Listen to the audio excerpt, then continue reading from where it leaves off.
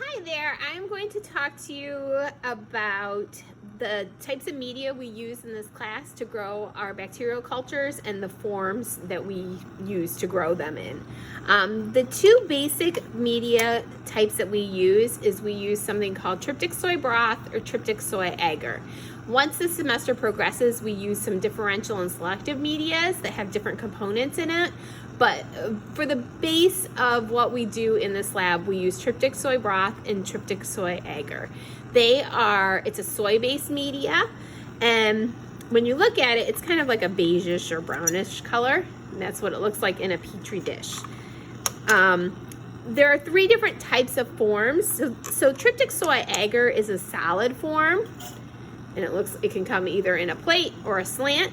And then tryptic soy broth is a liquid form. Okay, and tryptic soy broth in a tube, if nothing is growing in it, it should look exactly like this. Okay, and that's what you want to start off with. So you want to make sure there's no mold in it. It should be very easy to see through, and it should be just this light brown color.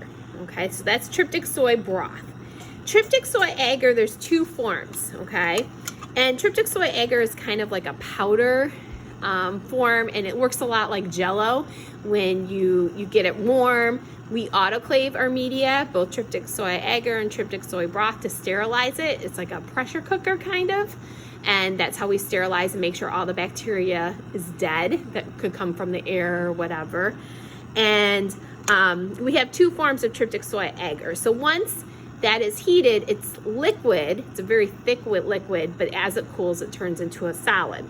So this is what it looks like on a petri plate, and when it's still liquid, we pour it on the plate, and as it cools, it hardens.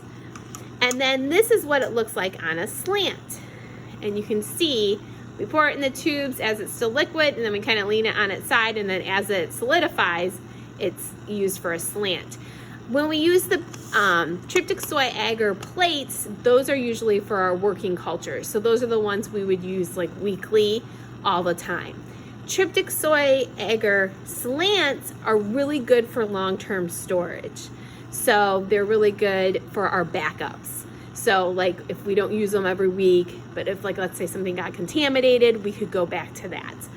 And for both the tryptic soy agar slants and for the media, and it's the same as the broth, if something's growing in it, that's bad. You can't use that culture. And if you look, here's a slant, and you can see that little whitish bacteria. You don't want to start off with that. You want one that has nothing growing on it. Like you don't want any mold, anything like that to start off with.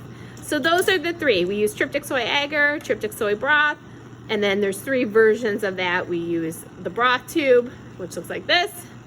There is the petri plate, which looks like this.